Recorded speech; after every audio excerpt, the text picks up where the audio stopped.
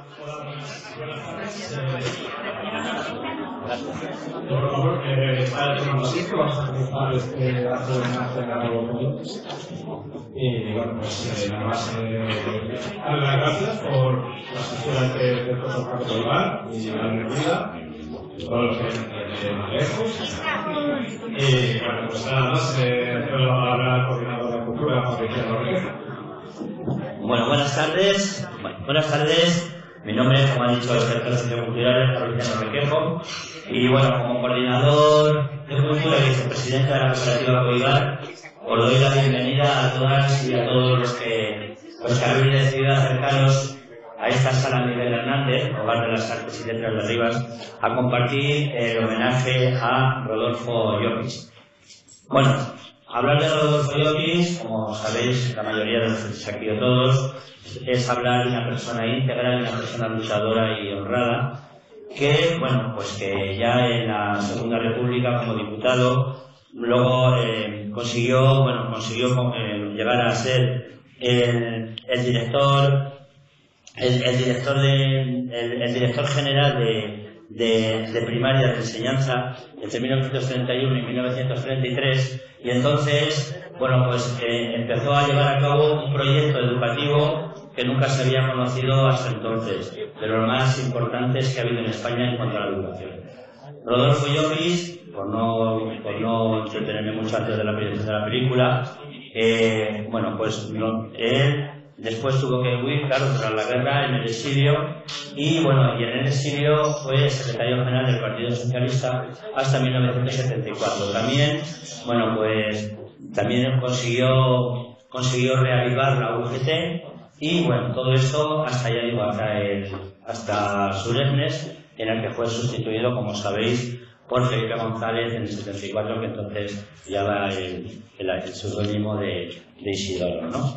Después, Rodolfo Llopis volvió a España en 1976, luego ya se presentó, bueno, porque crearon el partido histórico, otro partido distinto, el Partido Socialista, por desgracia, como suele pasar mucho, muchas veces a la izquierda sobre todo, se escindió y entonces creó otro partido, se presentó como senador por Alicante y nos salió, volvió a Francia y bueno, y nos dejó ya en 1983. Lo más importante que quiero resaltar hoy de Rodolfo Llopis es que él, o sea, llevaba como lema el que a través de la cultura y de la educación es como se consigue transformar la sociedad en una sociedad más justa.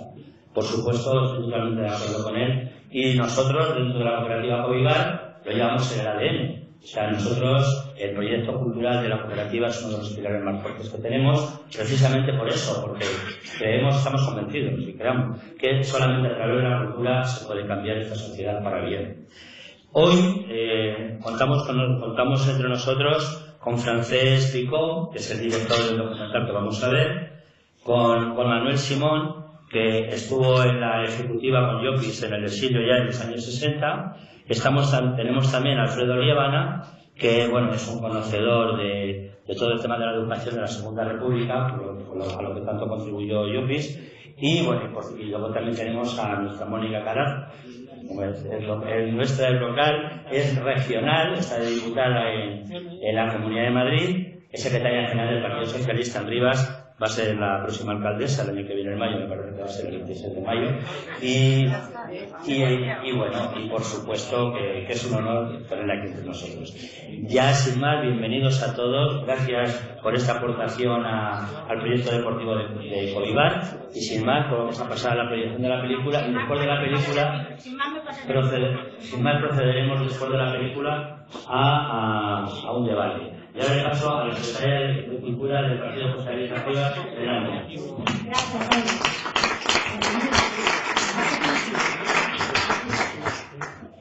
Bueno, pues ya la bienvenida oficial al coordinador de Cultura de Coibar y vicepresidente de la cooperativa. Yo solo les voy a explicar muy brevemente cómo se ha gestado este acto. Es un acto de colaboración entre tres secretarías de la Agrupación de Rivas, que es la Secretaría de Memoria Histórica, la Secretaría de Comunicación y el Secretario de Cultura, con el apoyo obviamente de toda la Ejecutiva y también con las directrices de nuestra Secretaría General y, como ha dicho Fabriciano, con una proyección en futuro tremenda, la futura alcaldesa de Rivas.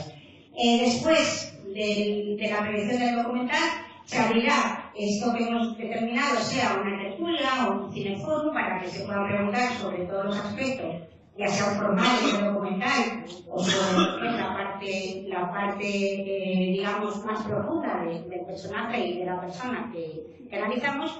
Y para ello he repartido los papelillos porque vamos a coger esas preguntas y las vamos a recoger y pasarlas a la mesa para que sea más ágil. No sea de palabras, sino bueno, vamos repartiendo y contestando. Y ahora sí, sin más, pasamos a la proyección del documental. Muchísimas gracias. Bueno, muchísimas gracias a los que han hecho posible este documental y en particular a su director, a Francesc. Yo creo que me gustaría que entre todos le diéramos un aplauso.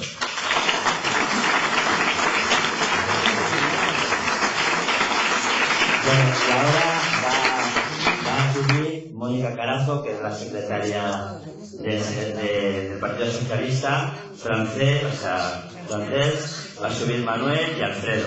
Van a subir aquí y van a comentar un poco sobre todo lo que hemos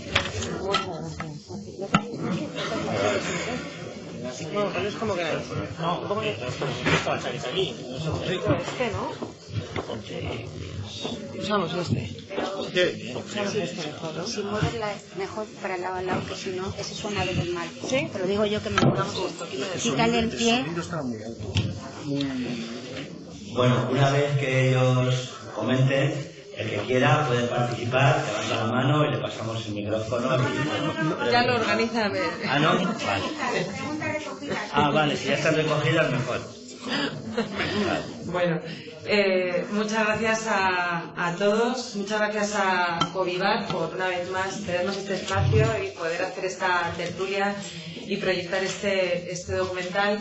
Gracias desde luego a Francesc, a Manuel, también a Alfredo, a Encarna y Isabel, que luego os pediremos que nos dediquéis unas palabras, también a Aurelio, que está de la Fundación Pablo Iglesias, y muchas gracias a todos. Este documental, yo no sé a los demás, pero a mí desde luego me ha hecho conocer y asumo el mea culpa a un personaje, por decirlo de alguna forma, por empezar, que para mí era bastante desconocido. Y yo creo que esa fue una de las claves que empujó en este caso a Francesc a dar el paso de este documental. Hablando al principio me decía, yo con este documental lo que pretendo no es otra cosa más que agitar. Pues si sirve de algo, a mí desde luego me agitó en cuanto escuché y leí el título a intentar conocer más de Rodolfo Llopis. Porque en casa, y para que no me eche la culpa a mi madre que está por aquí, hay profesores y maestros, porque a mí me gusta más la palabra maestro, a rabiar. Mis tíos, mis padres.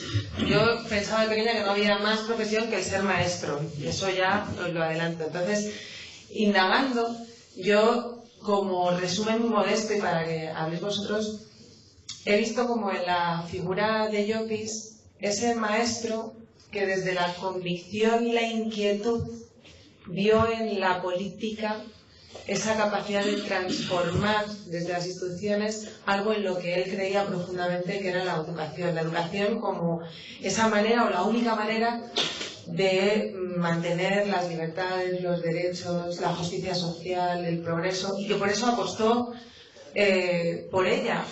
Y creo que no está reconocida su figura a la altura del legado que dejó en este caso en toda la transformación educativa que supuso la República, que seguro que ahora Alfredo nos podrá explicar más.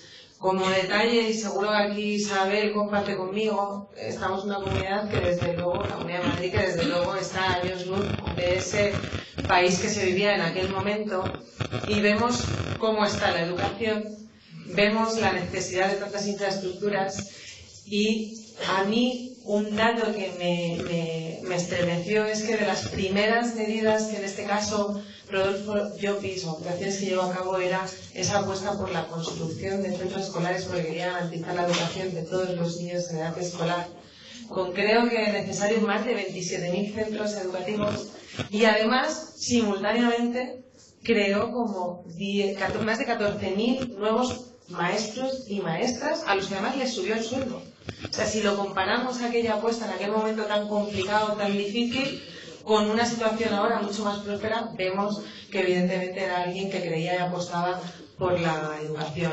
Y que sin duda, ese maestro que se convirtió en político, y yo creo que se convirtió en político por creer que era necesaria esa herramienta, hizo muchísimo, en este caso también como socialista, por un partido que estaba fragmentado, como muy bien se ha contado, y que él consiguió unificar y hacer tanto por él. Yo, sin más, le voy a dar primero la palabra, si os parece, vamos a ir en este orden. En este caso, a Alfredo Lévana, experto en la educación de la Segunda República, creo que también en la figura de Llopis, y además le voy a preguntar si fue tal la figura transformadora de Llopis en la educación de la República como para que como he leído estos días para enterarme de verdad de quién era, como para que se dijese que en el momento de salir Llopis del ministerio parece que se acabó ese tiempo de reformas o de transformación, mejor dicho. Y yo os dejo con Alfredo, que nuevamente le quiero dar las gracias. Muchas gracias por la invitación. En primer lugar, la razón de mi presencia aquí es un acercamiento a la figura de Llopis que tiene un origen, que es mi preocupación por conocer la educación en la Segunda República y especialmente la actividad sindical en la Segunda República, que dio lugar a la construcción de la Asociación General de Maestros y que luego se transformó en la Federación de Enseñanza de UGT con el nombre de FETE, y que luego pues tuvo una larga trayectoria. Yo en su momento tuve ese acercamiento porque hubo un encargo de la Federación de que hiciera un estudio sobre la figura de Rodolfo Llopis, no sobre la figura de Rodolfo Llopis, sino sobre la Federación de Enseñanza, a ver si éramos capaces de recuperar documentación. Y bueno, pues yo hice unos trabajos relacionados con la historia de la FETE, preparar una serie de exposiciones, una documentación relacionada, etcétera, y llevar esa documentación histórica a la propia organización para que hiciera el uso que estimara oportuno. Posteriormente se han hecho otras cosas vinculadas a la historia de la FETE. ¿Cuál es mi opinión después de haber entrado en este terreno y haber luego profundizado más? Pues haber publicado un libro conjunto sobre Rodolfo Llopis con el título de Pedagogo y Político. Yo hice la parte en este libro de la parte de pedagogía, otros hicieron una recogida de documentación de artículos que se hicieron en el exilio, más con una vinculación política, otros con un aspecto más centrado en la parte del exilio. Bien, ¿cuál es mi opinión sobre la figura? ¿Qué es lo que él ha aportado a la educación española y a la política? Bueno, respecto a su papel en la República, lo primero que hay que decir es que él tuvo un papel destacadísimo en los artículos de la Constitución vinculados a la educación. Eso es una aportación que él hizo como diputado, una aportación importantísima. Prácticamente la redacción es suya, hubo varias opciones y al final la opción que quedó escrita en la Constitución del 31 es la opción que planteaba. Él incluso defendió esos artículos, etc. Él como diputado tuvo un papel importante en el diseño de cuál era la política educativa que la República quería hacer. Luego, posteriormente, él tuvo un encargo con el primer ministro de Instrucción Pública, que era Marcelino Domingo, que intentara llevar adelante, desarrollar ese artículo de la Constitución.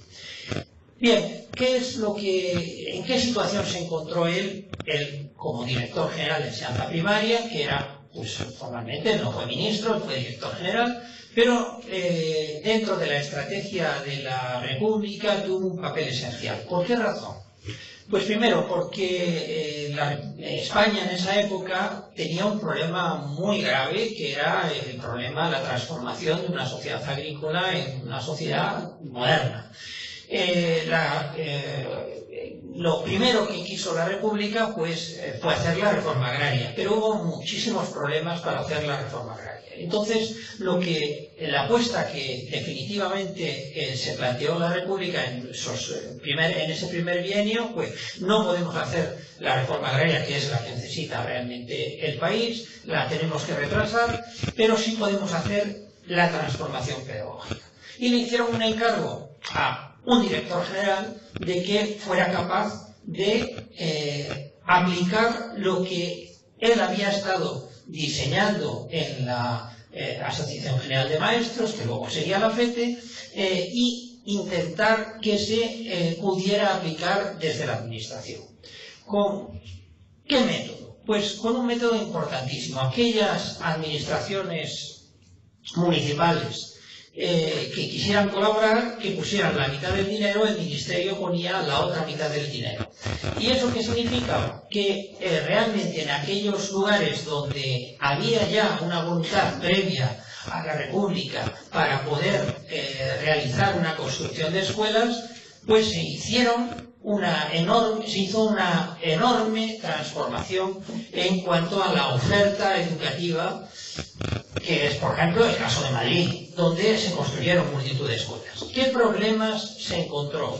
Pues se encontró, por un lado, aparte de una legislación que lo permitiera desarrollar al completo, pues hubo un problema de solares que el Ayuntamiento de Madrid ofreció. Y luego un problema importantísimo que era que había una transformación de lo que era la escuela unitaria a las escuelas graduadas. Y entonces ese proceso de transformación hizo que se pudiera hacer de los maestros algo que realmente hasta ese momento no podía hacerse, que era que tuvieran, digamos, que pudieran elevarse el nivel de las enseñanzas que se pudieran impartir, porque, claro, en una escuela unitaria tienen que mantener chicos de edades muy heterogéneas, y entonces, claro, el nivel cultural que se puede conseguir en esos chicos no es lo mismo que si hay una graduación en las enseñanzas. ¿Cuál es el problema que tuvo la República cuando empezó a intentar hacer esa transformación? Pues la República tuvo un fuerte apoyo electoral en las ciudades, pero en las zonas rurales había, digamos, una oposición por, digamos, los caciques, había una desorganización de las opciones de izquierda. Entonces, para la República, la construcción de escuelas era una apuesta esencial. El conseguir transformar el sistema educativo por la vía de la construcción de escuelas y hacer llegar a maestros con una formación diferente hasta todos los rincones de España. ¿Cómo lo consiguió Rodolfo Llopis? Por supuesto con el apoyo sindical, por supuesto con el apoyo político, y lo más importante de todo, se duplicó la plantilla de maestros. Se duplicó la plantilla de maestros, se consiguió convencer a la gente joven que tenía una formación que se integrara en esas plantillas de maestros. De tal manera que pudo llevarse el sentimiento republicano hasta el último confín de la República. Esto, lógicamente, los cambios en educación son muy lentos, lo que él hizo fue el inicio del cambio estructural. Eso tuvo una enorme repercusión, por supuesto. De hecho, las misiones pedagógicas con otra herramienta para llegar hasta el último pueblo, sobre todo en las zonas más aisladas, pero claro, eso requería que se consolidara, que esa primera idea se consolidara. Y para eso era necesario llegar con maestros con otra mentalidad.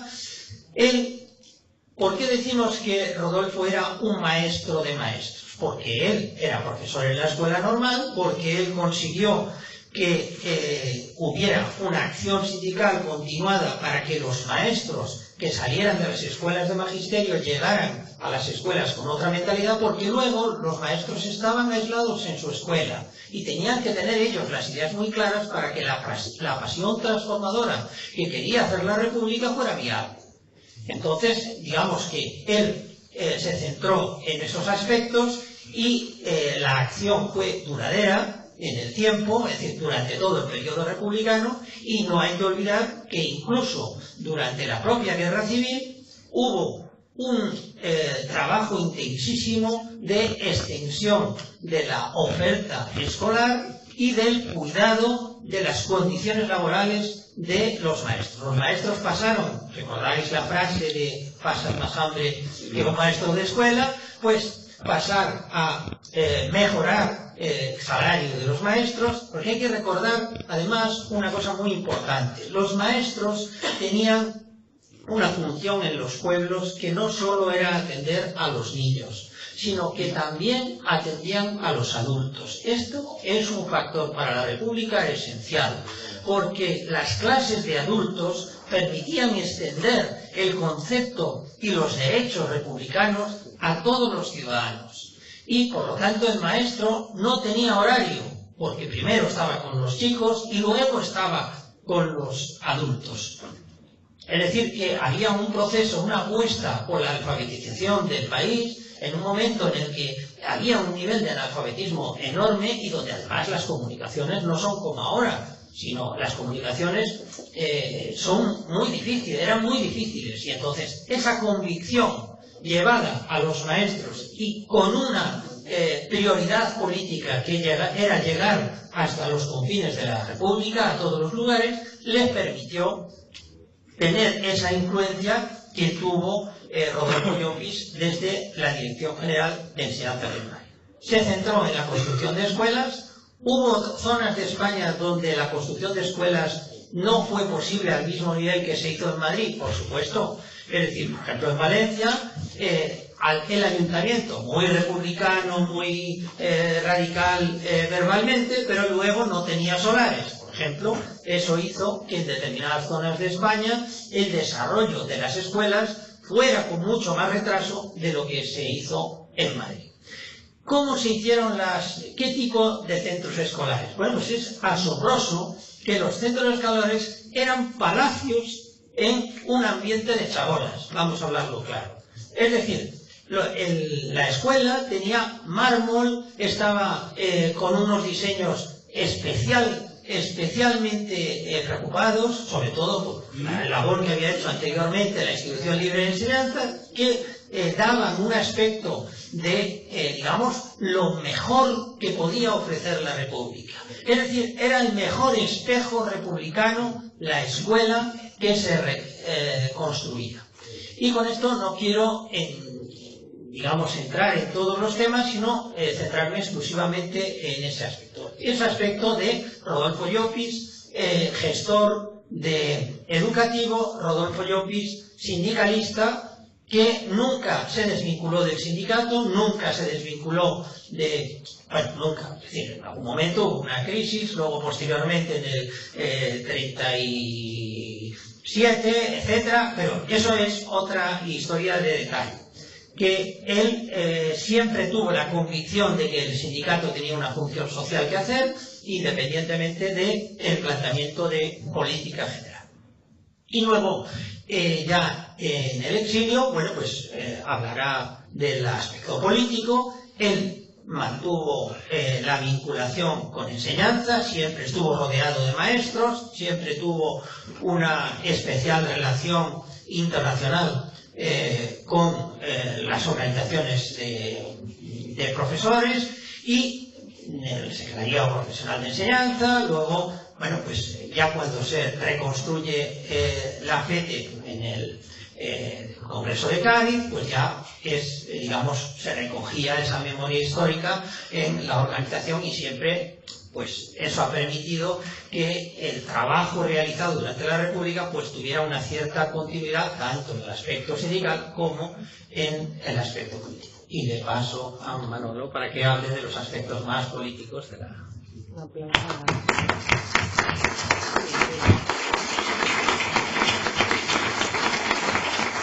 muchas gracias, Arturo. Yo creo que te han amenazado entre Lucía o alguien para que sea breve, ¿verdad? Te han dicho que puede ser breve, pero hasta muchas gracias. No he contado. Y ahora no, está muy bien por eso, que me habían dicho, le vas a tener que cortar y no ha hecho falta, de momento vamos muy bien. Ahora darle las gracias en este caso a Manuel Simón, quien fuera miembro de la ejecutiva del PSOE con Rodolfo Llopis, con permiso de Mercedes, a quien hemos podido ver con una planta en las fotos que están en este documental, que seguro nos vas a poder contar en primera persona cómo era Rodolfo Llopis y cómo era trabajar en este caso con él. Y nuevamente darte las gracias por acompañarnos hoy. Bueno, está bien que haya introducido el aspecto sindicalista de Llopis, porque fue uno de los fundadores. A veces había creado otras organizaciones, pero fue uno de los promotores de la FETE, ¿no? Y su compromiso internacional, primero en España y luego internacional, ha durado prácticamente todo el exilio, ¿no? Eso es importante que se haga la, porque él, después del exilio, mejor dicho, después de la retirada, a partir del año 44, cuando se reorganiza... No moras mucho, me está... Que se te oye entrecortadamente. Sí, María. Tu energía... Bueno, decía que a partir del año 44, cuando se reorganiza el Congreso, el partido, en el año 44 el partido, y un mes más tarde la propia Unión General de Trabajadores, Llopis forma parte de la ejecutiva de la UGT. Unos años más tarde pasa a ser un vicepresidente y bueno, termina siendo presidente de la propia UGT a partir de los años 40 y tantos. Es decir que Llopis era secretario general, lo ha sido hasta el año 72, pero también durante muchísimos años fue el presidente de la UGT. El secretario general de la UGT era Pascual Tomás, después de haber ostentado ese cargo otros grandes hombres, pues a su vez era elegido presidente del partido. Es decir, que teníamos una dirección de partido y UGT, la familia socialista, digámoslo así, como veis, era bastante, bueno, bastante unificada, no es la palabra, pero bueno, era una simbiosis entre el dirigente del partido y de la UGT. Grandes discursos. Y es verdad que además habían nacido promovidos por mismos hombres, Pablo Iglesias, en fin, la historia, todas sus luchas, etc., ¿no? Eso era el ambiente del año 44. Y Llopis fue elegido secretario general en ese congreso que José Martínez Cobo en la película decía, bueno, fue una iniciativa de los militantes, no intervino para nada los ex grandes líderes de tendencias caballeristas, esteiristas, oquetistas. Llopis era caballerista y además nunca lo ha negado y además ha sido leal a ese compromiso con un caballero, lo cual no fue óbice para que a la hora de elegir un secretario general del partido, pues lo eligieran a él. Había dado muestras, como lo acaba de decir nuestro amigo, de esa capacidad que tenía de trabajar en equipo, con mucha gente, de distintas corrientes. Él, en el año 44, aglutina las distintas corrientes. Además, ese congreso tomó una decisión, se ha hecho también en la película, se prohíben las corrientes. Era una manera de ir superando la crisis que había, o las crisis que había sufrido el partido, ¿no? Y con un reflejo también no siempre positivo en la propia UGT. Llopis durante todos sus mandatos fueron muchos congresos, fueron 12 congresos regulares, ordinarios, extraordinarios, es decir, que puso en marcha una estructura política importante, organizativa, sobre todo importante. La declaración de principios del partido es la que conocíamos y además prácticamente no se trastocó a lo largo de todo el exilio. Lo que sí hubieron al final, hablaremos un minuto de ello, fueron naturalmente modificaciones importantes en cuanto al tipo de estructura orgánica y de estrategia. Pero en cuanto a la digamos, declaración de principios, línea política del partido, Llopis la mantuvo Hubo un periodo complicado, también aparece ahí, es que cuando le hacen, o le proponen, o le eligen primer ministro o presidente del Consejo de Ministros, el año 47, él piensa que tiene que afirmar la República o el gobierno republicano y tal, mientras que otro hombre de nuestra familia socialista, Indalecio Prieto, que estaba, implicado en grandes negociaciones, no solo con otras fuerzas políticas españolas que habían sido antifranquistas o que eran antifranquistas y otras que no lo eran tanto, y sobre todo bajo la presión, creo yo, de la realidad internacional. Estamos hablando del final de la Guerra Mundial, el reparto del planeta en distintas potencias. Es verdad que también empezaba muy poco tiempo después la Guerra Fría, que tuvo también consecuencias muy graves, pero Indalecio Prieto propuso, y vino de México a un congreso a proponer que no podían los socialistas poner toda la carne en el asador de la República, de un gobierno republicano donde había y llegaron a ver comunistas, lo cual chirriaba mucho esto entre los aliados a la hora de decir, bueno, tenemos que sacarnos del escenario a Franco para sustituirlo por un gobierno republicano que huele a las andadas. Entonces, pues esto iba a ser difícil de convencer a los aliados para darnos una salida justa, merecida, a la república que había perecido en esa guerra civil o guerra incivil, como queráis. En ese momento hubo en el partido un debate tremendo. O sea, las tesis de Prieto no pudieron prosperar.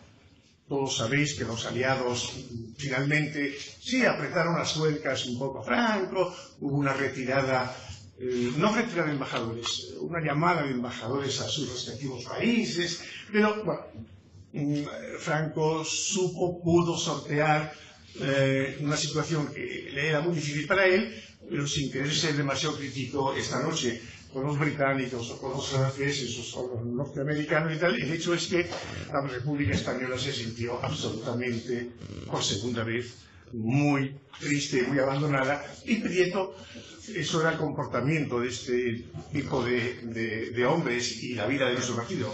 No le dolieron prendas, o sí le dolieron, pero bueno, vino a un congreso, reconoció su error y a poco tiempo dimitió de su puesto.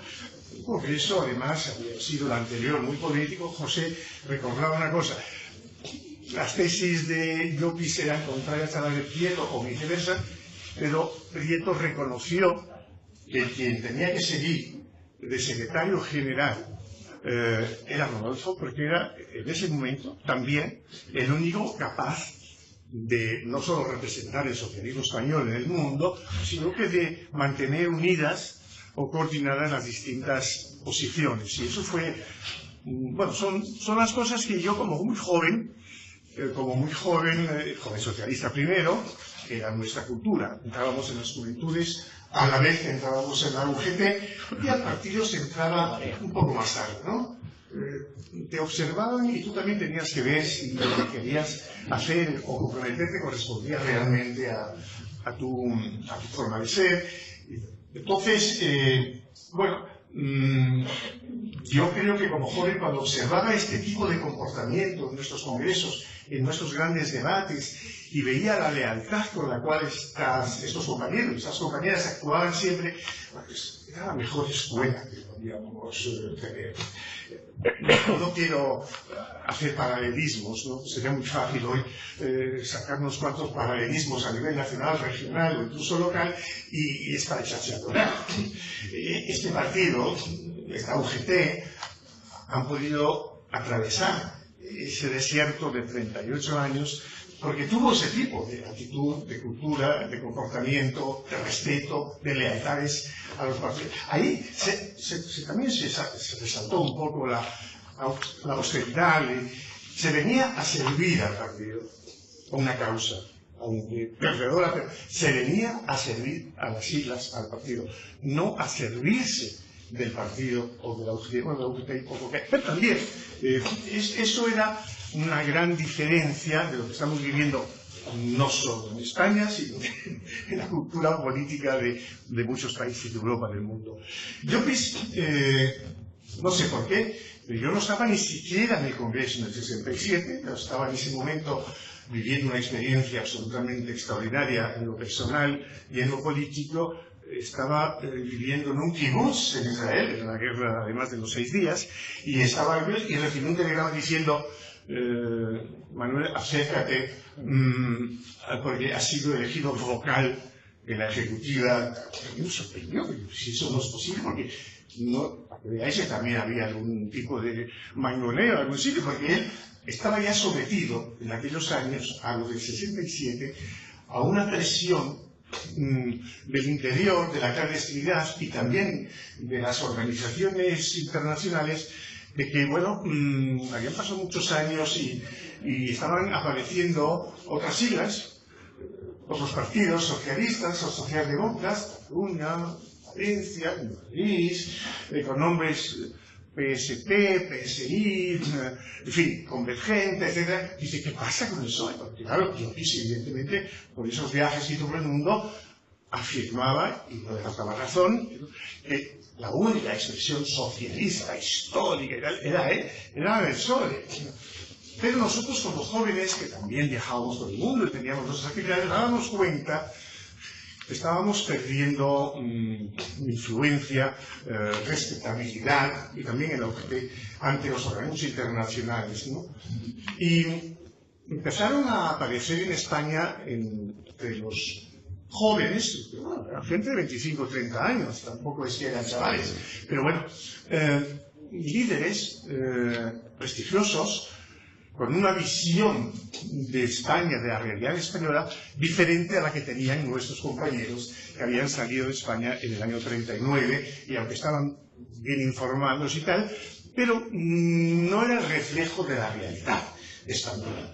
Luego no olvidéis que a partir del 58-59 llegaron a Europa 1,5 millones, 2 millones de inmigrantes, eran jóvenes, entre 25 y 30 años, y nos daban un reflejo de la realidad española en época franquista, pero bueno, diferente de la que nosotros estábamos acostumbrados a oír en nuestros congresos, en nuestras asambleas y tal. Y como jóvenes, le decíamos a nuestros veteranos, entre ellos a Llopis, siempre tratándoles de usted. Eso también. Y ellos también nos trataban de usted, salvo si te elegían en la ejecutiva como vocal y ya te tuteaban, lo cual era una cosa, era un grado superior, ¿no? Hablando de grados, yo, como se ha dicho, no revelo ningún secreto, hoy ya no es un secreto, era francmasón y había otro de grado más alto en esas logias, que era el grado 33, ¿no? Bueno, evidentemente que cuando les decíamos, mire, se nos ocurría a veces, cuando un exceso de confianza, decir, esto me parece que nos hemos parado en el 39, los relojes los tenemos, Llopis, Pascual, no sé qué, y nos escuchaba siempre con mucho, porque era un hombre distante, era un hombre frío, no era un hombre afectuoso como lo era Pascual Tomás, era un hombre que guardaba las distancias, muy preocupado y muy interesado por todo, pero yo no le conocía muchos amigos, ¿no? Eran compañeros más o menos afines a... Sí, lo voy a hablar. Y entonces él nos escuchaba siempre con mucho interés y decía, porque tenía el tren, le acompañábamos a la estación, venía el tren y dice, bueno, me tengo que marchar, compañero, lo siento. Estábamos generalmente, Nacho y yo, tengo que marchar, seguiremos hablando de esto la semana que viene y tal, pero déjenme que les diga una cosa. Sí, está bien, la juventud tiene que ser rebelde, tiene que... Claro, yo lo entiendo, pero mire, para jóvenes, los de antes, los del 17, los del 34, y para viejos, los de ahora. Nosotros tenemos la experiencia, y ahí nos dejaba boquiabiertos y no podíamos decir nada. Ese era Llopis. Aparte de que era un orador muy fino, era muy meticuloso en el lenguaje y en los argumentos, apuntaba todo. Yo tuve la oportunidad de ver unos cajones que tenían allí con miles de fichas que él escribía cada noche después de haber tenido una reunión, una entrevista. Siempre dejaba constancia. Empezaba por decir, no me ha gustado de este tipo, no sé qué, no sé cuánto, por esto, por todo esto. Sin embargo, es interesante que es el archivo más fiel. No sé si Aurelio algo de eso nos llegó o está en casa de la familia, pero era un archivo, era la costumbre de apuntar todo escrito de manera muy minuciosa, una letra preciosa y muy apretada. Yo personalmente, mi trato con él fue muy respetuoso, hasta que, al poco tiempo de estar con él de vocal, se tuvo que dar cuenta que yo formaba parte de los llamados así renovadores. Renovadores, no nos engañemos, no eran los de España y los de fuera, los históricos. No, había renovadores en España y había históricos en España. Y había renovadores en el exilio. Generalmente los renovadores en el exilio descansaban mucho en la segunda generación de los exiliados y algunos son los veteranos. No olvidemos que estaban José Barreiro, Duarte, el propio Paulino, Carmen García Bloise, cuya hermana está aquí con nosotros hoy, en fin, etc.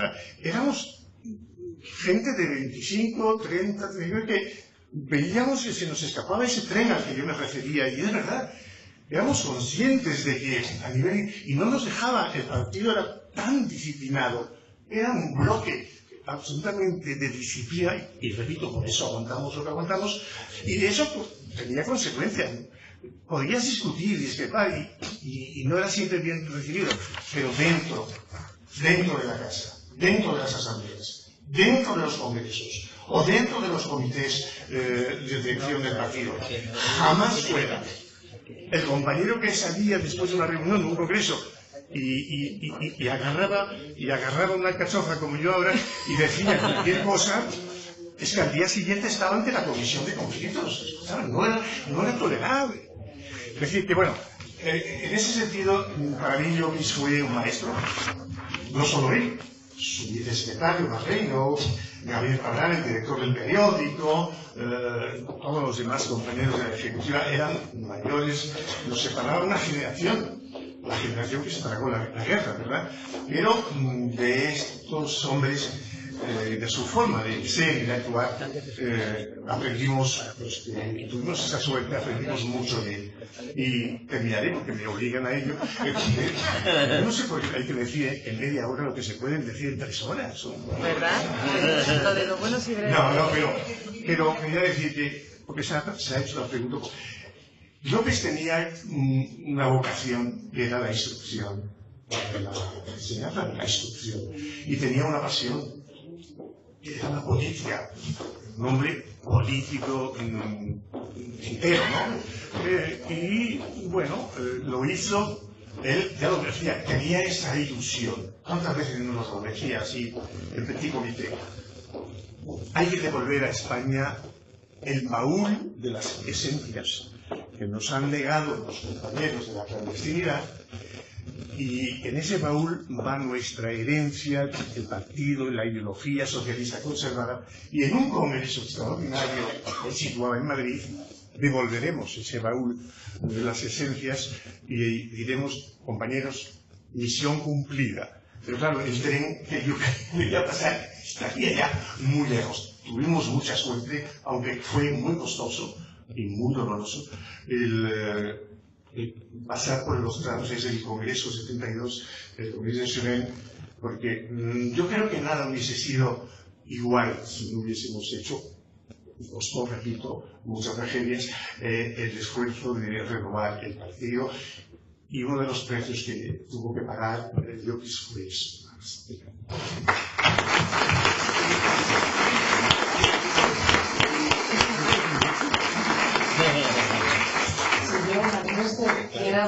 Que hablemos un poco, precisamente queríamos poder abrir el turno de preguntas y así poder escuchar y responder.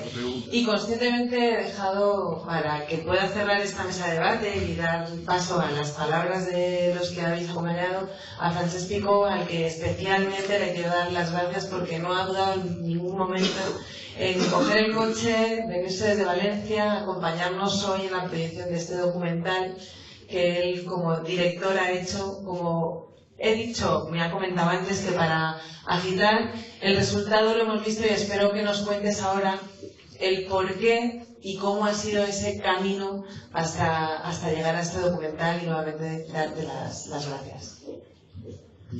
Pues muchas gracias. Vamos, que si os cuento la historia del documental, pues nos vamos a aburrir todos mucho y vamos a salir con mal cuerpo, porque esto ha costado muchos años de hacer. De todas formas, lo primero que quiero hacer es darle gracias a Mónica, a Codivar y a todas vosotras y a todos vosotros por haber visto esta película. Ellos, aunque se han enrollado bastante, yo ya he contado durante 58 minutos, que es lo que dura la película. Y es lo que habéis visto es la versión televisión, porque realmente el largometraje, lo que nosotros hicimos fue un largometraje de 89 minutos, ¿no? En el que algunas de las cosas que se han comentado sí que aparecen en la película y sí que se reflejan. Y realmente yo creo que a estas alturas yo creo que vamos al lío. Y es decir, lo esencial de Llopis ya se ha dicho en la película, que la película no es más que lo que hemos podido chupar, estudiar y saber a partir de maestros como Manuel Simón, que por ejemplo, por cierto, todos los audios que aparecen en la película, en la cinta abierta, esto es gracias a Manolo, que los ha conservado durante años y los puso a nuestra disposición, porque son los audios que se grababan, que es una parte que hemos tenido que omitir de la película en la versión reducida, que es toda la aventura de las escuelas de verano que se hacían en el partido en el sur de Francia. Pues Manolo lo ha conservado todos estos años, muy generosamente los ha puesto a nuestra disposición y además están ahora en manos de la Fundación Largo Caballero y Pablo Iglesias, las tres fundaciones obreras, D'Alessio Prieto, Pablo Iglesias y Largo Caballero, que no nos han dado ni un duro porque no tenían los pobres, pero nos han ayudado muchísimo para hacer la película. Entonces, simplemente era pues agradecer todo esto y vamos al lío.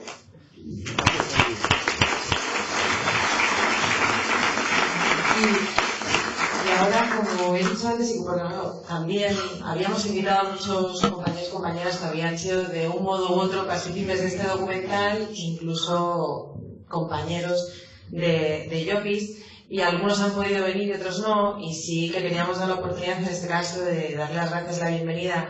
Tengo aquí la chuleta que ha preparado Lucía, así que si algo está mal, le echas la bronca a ella. A Encarna Asensio, que fue secretaria de organización en el Congreso de FETUGT de marzo del 78, que fue el primero de la transición, y secretaria general posteriormente de 1980 al 91, y todo un referente, como bien reconocen tus compañeros y compañeras, en la Federación de Enseñanza de UGT. Así que si nos quieres dedicar unas breves palabras, estaremos encantados. Así que muchas gracias. Bueno, la primera es... ¿No funciona? Muévelo, muévelo y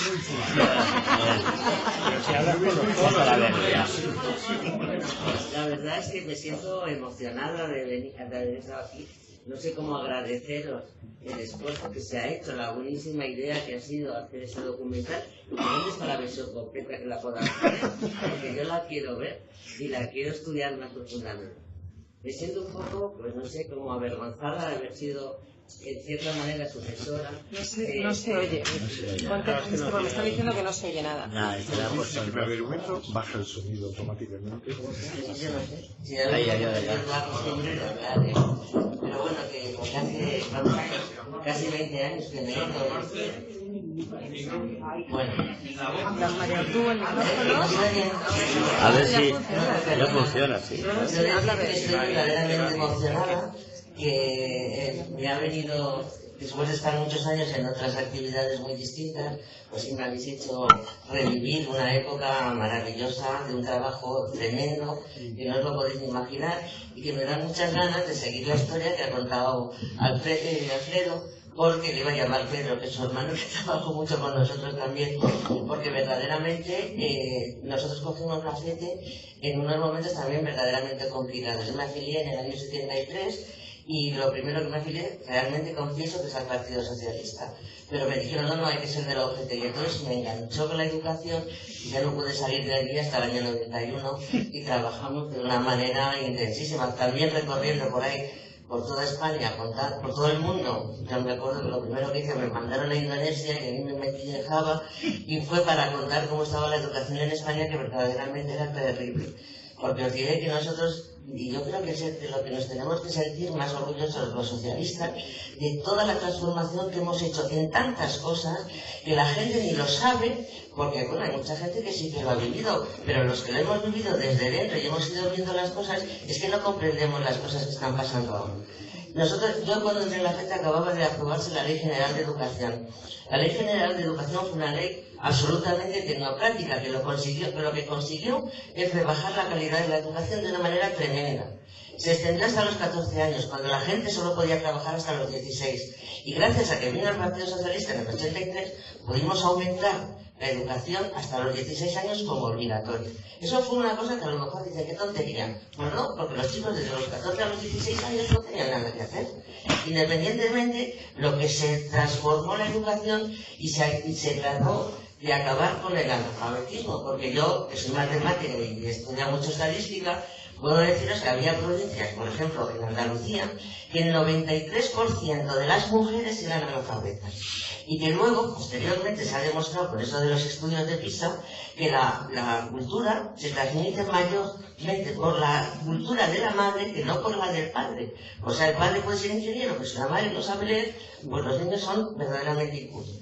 Todo eso se ha ido mejorando, y yo creo que ahora no se valora suficientemente. A mí este documental, chica, yo creo que tienes que aprovecharlo con la campaña electoral, porque si se supieran todo lo que hemos hecho, porque nosotros desde FETE hicimos dos cosas que me he sentido pues como íntima de todos mis anteriores. Fue, por una parte, defender los derechos de los trabajadores, porque para nosotros era fundamental aumentar el sueldo a los trabajadores. Lo primero que yo hice, que todavía no estábamos, yo creo que legalizados, hablaba con unos ministros de UCD, uno que tenía ojeras, que no me acuerdo cómo se llamaba, era de trabajo, le dije, suprima usted... Calvo Ortega. Ese que me llamaba al instituto, eso es, Calvo Ortega. Le dije, quite usted las permanencias en los centros y dé a los maestros la dedicación exclusiva. Y se acabó las permanencias y dieron los gracias al esfuerzo de la FETE, que nosotros teníamos la cosa clara. Había que defender los intereses fundamentalmente de los maestros, de todo el sistema educativo, de todo el profesorado. Pero en segundo lugar, intervenir en política educativa. Y hay que ver lo que peleamos. Por aquí anda Paco Ramos, que todavía dice, ¿dónde estás? Las que les montábamos nosotros para conseguir mejoras en el sistema educativo. Se prolongó la educación hasta los 16 años. Se quitaron las subvenciones a los centros privados. Eso tampoco lo saben. ¿Sabéis lo que hacía la enseñanza privada? A los profesores les contrataban hasta el mes de junio. De junio a septiembre les pasaban al paro. Y les dábamos una subvención, que se llamaban entonces, por todo el año. Y a mí me llegó a decir el jefe de la patronal, que no me importa decir que era Martínez Fuerte, me dijo, hija, si no hago esto, ¿cómo mantengo el patrimonio histórico de la iglesia? Y pues a mí me importan 3, pero yo quiero que mis profesores tengan sus salarios anuales, y no así. Entonces yo creo que si este documental lo prolongáis, lo siguierais, creo que hicimos muchas más cosas. ¿Te acuerdas, Paco, cuando bajamos la edad de jubilación? Bueno, es verdad, adiós. Yo me siento feliz también.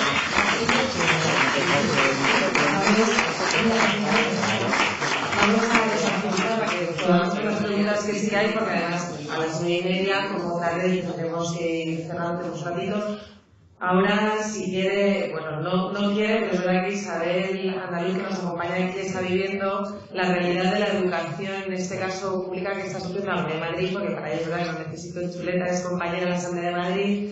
Además, está de portavoz adjunta en la Comisión de Educación y yo creo que algo seguro que nos puedes decir. Hombre, muchas gracias, Mónica, gracias Alfredo, gracias Foucault, gracias Manuel.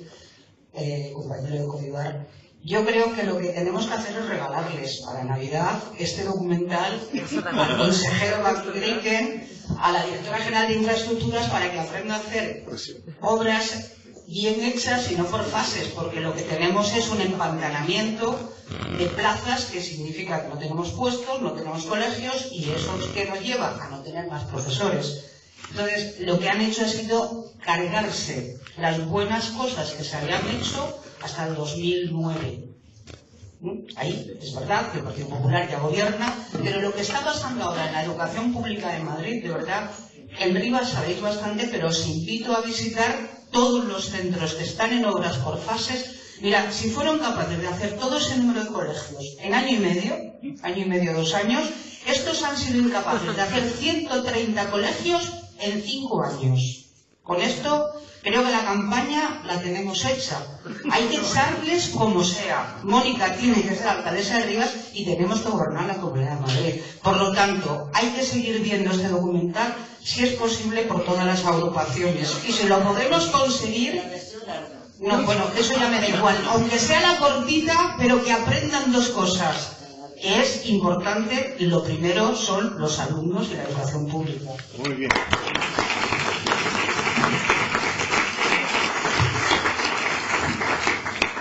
Y antes de pasar a juntas, habíamos invitado a José María Martínez Cobo, que aparece, es uno de los testimonios que aparecen en el documental, que fue influenciado socialista y ucetista, que convivió en Toulouse con Rodolfo Llopis y fue presidente de la mesa del Congreso de Sudesnes y presidente del Comité Federal durante muchos años. Y como no ha podido venir, sí que es verdad que nos ha pedido leer unas palabras suyas, pero además ha dicho el proceso que tiene que ser Marisa García Blose quien las lea. Le voy a acercar el micrófono, porque si me puedes para que te vean. Y a ella le encanta además esto de... Pero no muy poquito, es muy poquito. Con la final del tercer congreso del PSOE en el exilio, celebrado en Toulouse en 1948, Indalencio Prieto consiguió que se votase la S y la T, también cuesta trabajo que también. Se votase la censura a la Comisión Ejecutiva que lideraba Rodolfo Llopis, en tanto que secretario general del partido, a reunión seguido hizo elegir como secretario general al mismo Rodolfo Llopis. Esto puede resumir la importancia de este líder, quien desde 1944 hasta 1972 consiguió mantener firme, organizado, intacto, un partido que atravesaba el largo desierto del periodo más negro de su vida.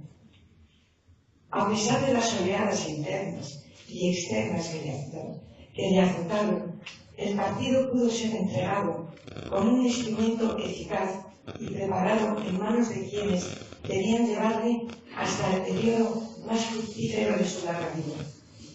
Ese partido, dirigido por Rodolfo Llopis, era como él. Austero, honrado, coherente, firme, disciplinado, democrático. Toda la vida lo sirvió Rodolfo Llopis, con tesón y abnegación. Era su segunda patria. Yo pienso que en realidad era su primera.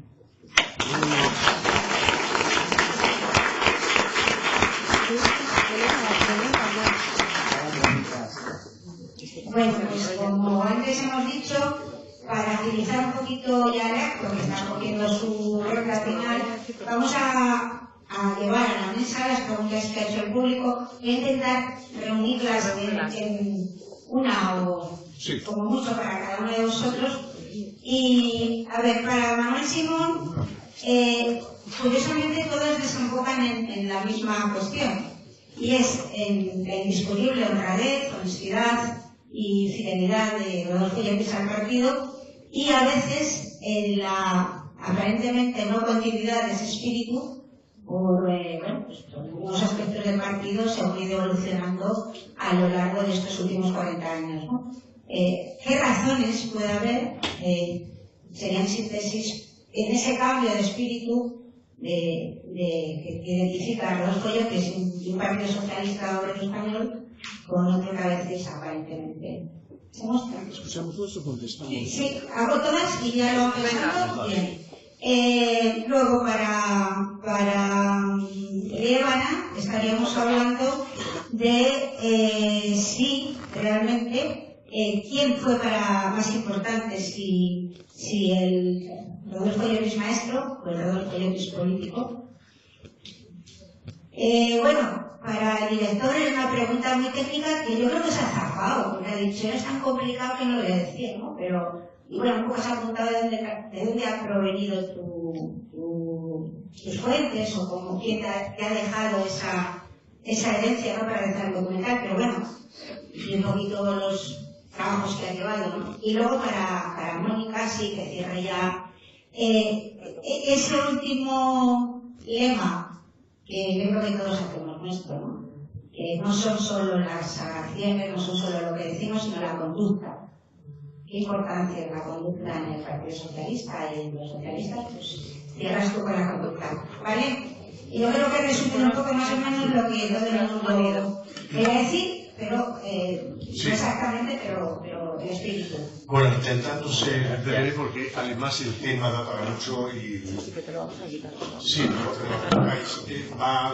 da para mucho porque, bueno, pues sí, en efecto. Las conductas que mantuvieron compañeros como Llopis y otros compañeros y compañeras en el exilio y en la clandestinidad se debían también, pues hay que verlas y analizarlas en el contexto en que se daba esto, ¿no? Evidentemente. Vivíamos fundamentalmente de nuestras cuotas, de nuestros donativos y de ayudas internacionales de organizaciones hermanas internacionales que a lo largo de esos 38 años, pues naturalmente, aunque modestamente, pues nos estuvieron ayudando. Yo creo que tengo que decirlo, a mí me ha parecido siempre que esa ayuda internacional que nos daban los partidos socialistas de Bélgica, de Francia, la echamos en cierto modo en falta en el terreno político durante la guerra y sobre todo después de la guerra. Y yo creo que había a través del mundo hermano nuestro, de la socialdemocracia y del sindicalismo internacional, una especie de sentido de la culpabilidad de no haber ayudado la República a superar el drama, que al fin y al cabo no era más que un drama adelantado de lo que nos llegó luego y que algunos politólogos sabían que eso podía ocurrir. Y cuando nos vieron en el exilio y en esas condiciones, pues bueno, nos ayudaban. Nos ayudaban, nos podían permitir sacar un periódico, hacer congresos, hacer formación, que eso siempre ha sido muy importante.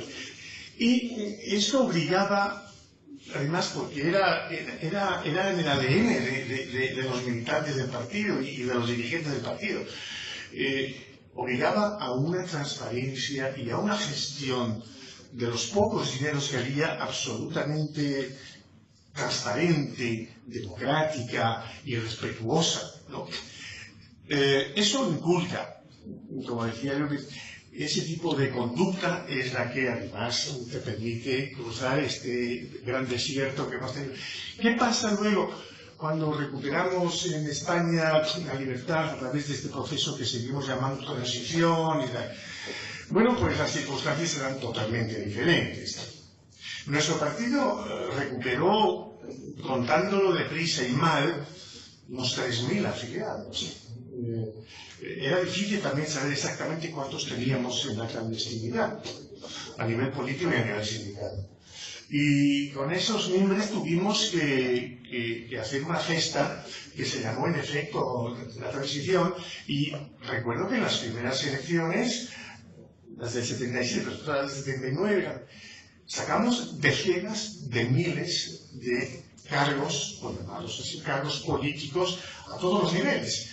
Desde un concejal, un alcalde, un diputado, cuando se crearon las autonomías regionales, en fin, nacionales, y no teníamos suficientes afiliados como para cubrir los puestos para los que nos habían elegido los ciudadanos.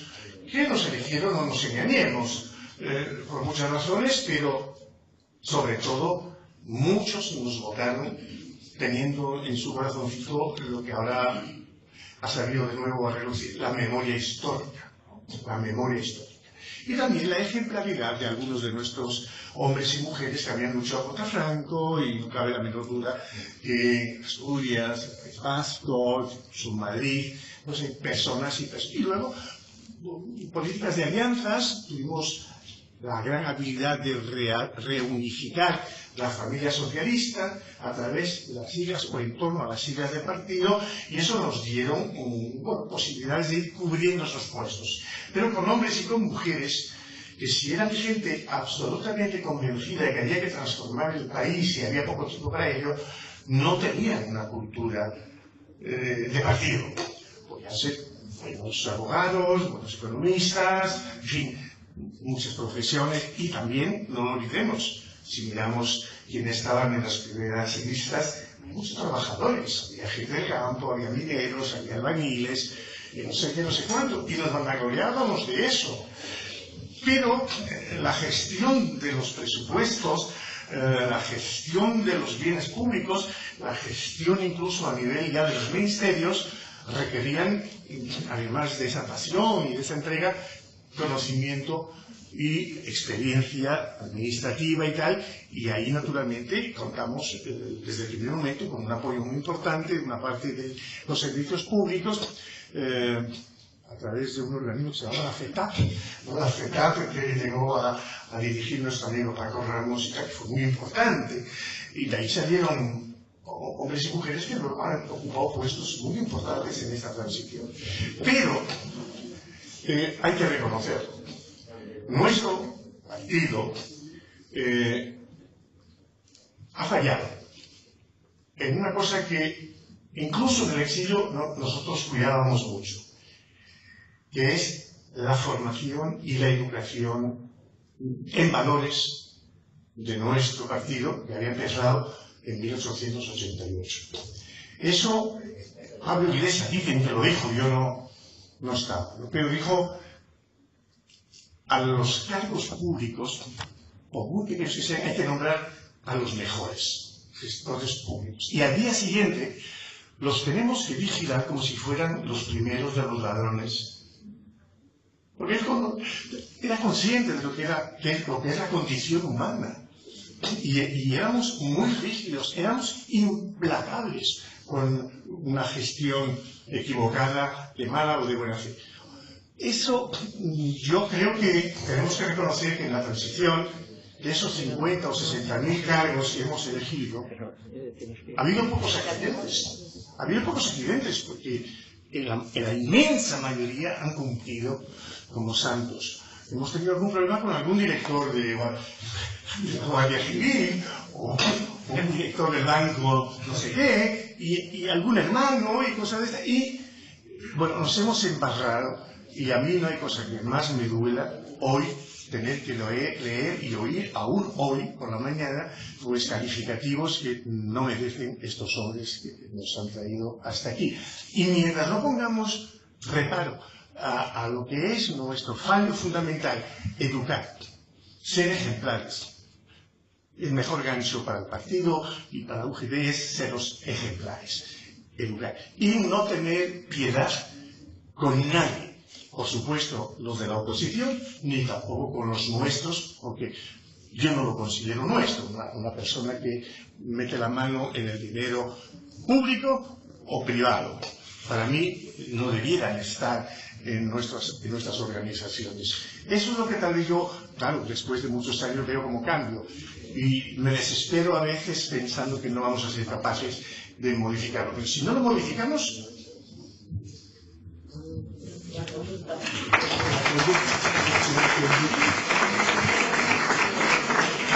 Respecto al si Llopis tenía un papel más de maestro de maestros, o por lo tanto un papel pedagógico o un papel político, yo creo que varió mucho a lo largo de su vida.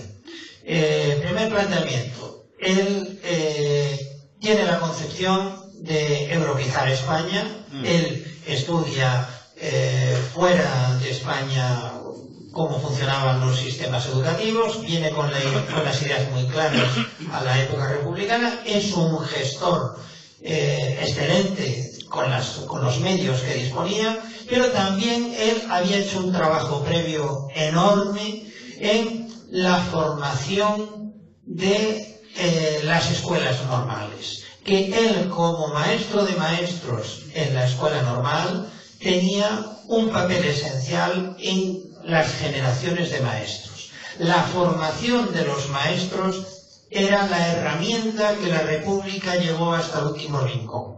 Esa fue la clave, que tiene mucho que ver también con la organización sindical de los maestros, tiene que ver con las convicciones socialistas, y luego, por otra parte, tuvo un papel en la época republicana de intervenir en lo que era el diseño de las normas educativas, tanto en la Constitución como en la legislación que se fue desarrollando posteriormente. Cabe decir que él tuvo una enorme influencia luego al participar en el Museo Pedagógico, que no ha habido ocasión en la película, por resumen, lógicamente, de ver su presencia en el Museo Pedagógico y, por lo tanto, en la influencia sobre generaciones de maestros posteriormente. Además, hay que recordar que ese cambio que he dicho, que se duplica el número de maestros durante esa primera etapa republicana. Primero eran maestros funcionarios con una seguridad en el puesto de trabajo, iguales en todo el país, no en uno como antes, que les pagaban los ayuntamientos y les pagaban una miseria, tenían que pagarles con unas gallinas, claro, es que era una cosa terrible, y que vivían los maestros con lo que le pagaba el rico por darle clase particular para que fuera un poco menos burro su hijo. Es que hay que decirlo así. Con eso es con lo que vivía el maestro y con lo que tenía que desarrollar una labor para el resto de los hijos en el pueblo. A mí me parece que él tuvo cada vez más una perspectiva política, no solo en el Parlamento, donde en distintas etapas él fue diputado en 3 ocasiones, diputado por Alicante, aunque él seguía mucho la política en Madrid, y de hecho, bueno, él fue un apoyo esencial en el largo caballerismo, porque, digamos, él era el contraste, complementaba al obrerismo de largo caballero. Y luego, en el exilio, cabe señalar que él estuvo centrado fundamentalmente en la actividad política, pero ya no en la política educativa, sino en política general.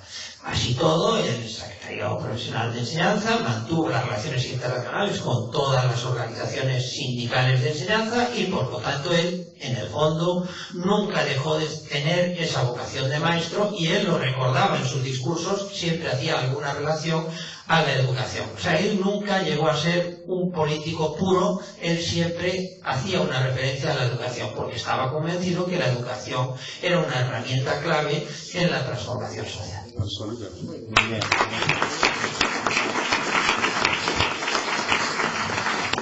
Bueno, la pregunta que me habéis hecho es un poco más personal, ¿no? Respecto a la historia entonces, pues, me voy a poner un poco personal, ¿no?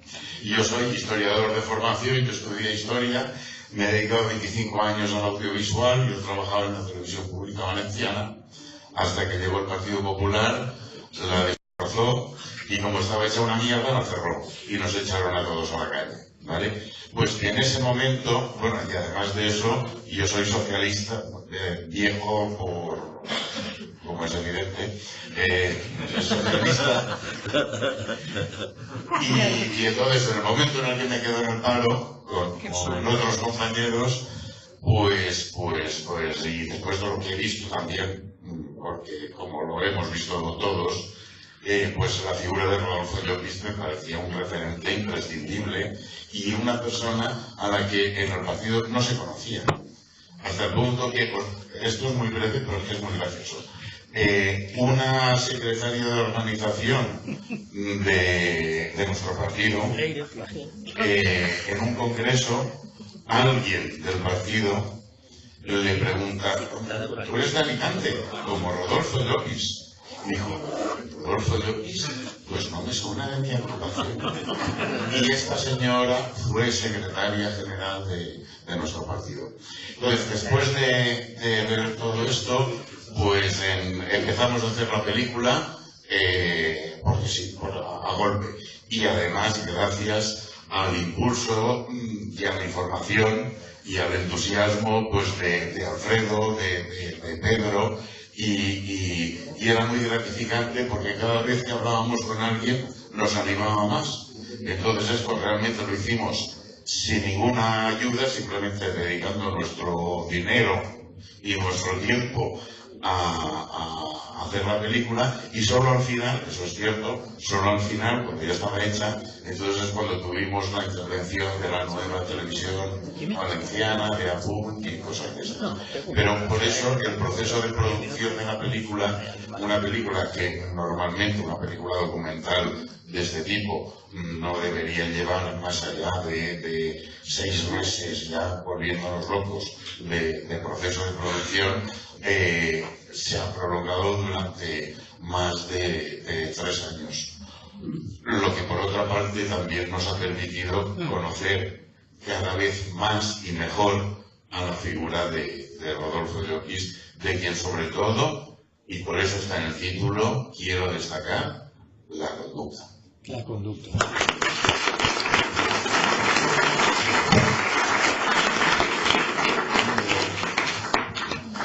Yo no sé quién ha malgastado un papel para, en lugar de preguntar a estos 3 grandes que me acompañan, preguntarme a mí sobre la conducta y la importancia de la conducta. Yo creo que, como ha dicho Ana Francés, y si nos fijamos en este documental que hemos proyectado hoy, fijaos si será importante la conducta, en este caso de Rodolfo Llopis, que abre y prácticamente cierra el documental. Lo abre porque es la parte fundamental de ese título, la conducta del maestro, y porque cierra con ese alegato en el que dice: la mejor conducta es la muestra de ese comportamiento de muchos compañeros que han peleado por lo que creen, que luchan por lo que piensan y que echan el resto en sus convicciones y en lo que creen que es la justicia. Por eso, si me preguntáis que si es importante la conducta, pues sí, pero depende. Es importante una buena conducta. Es importante una conducta coherente.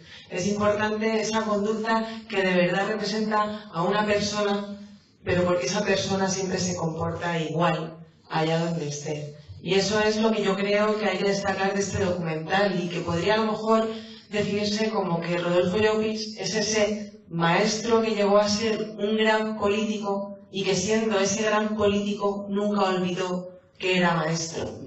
Y esa conducta yo creo que queda absolutamente definida en esa frase, en concreto, definiendo a Rodolfo Llopis. Ojalá, en este caso yo, algún día se me pudiese definir con una conducta clara.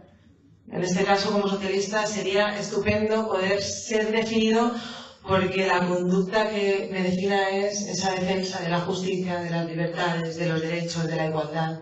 Ojalá todos, yo creo que aquí pudiésemos ser definidos por eso, por tener una conducta estupenda, extraordinaria, y ser un ejemplo para muchos compañeros, que yo creo que aquí hay que poner en valor ese trabajo que habéis hecho, todos los que habéis aportado en este documental. Vuestra conducta en este caso también es loable porque ponéis en valor de verdad lo que este partido, este sindicato, la educación tiene que recordar, que son figuras como Rodolfo Llopis. Como me dice Elena que no hay muchas preguntas, a no ser que alguno de vosotros quiera añadir algo más, yo simplemente cierro otra vez dándole las gracias en este caso a Covivar por cedernos el espacio, darle las gracias a Elena, a Lucía, a Reyes por hacer posible el acto, a Marisa por ser la voz de quien no ha podido pero quería estar, a Isabel, a Encarna, y desde luego daros las gracias a todos los que hoy nos habéis acompañado y en especial pues a nuestros ponentes, en este caso a Alfredo Olivana, que siempre que le llamamos está,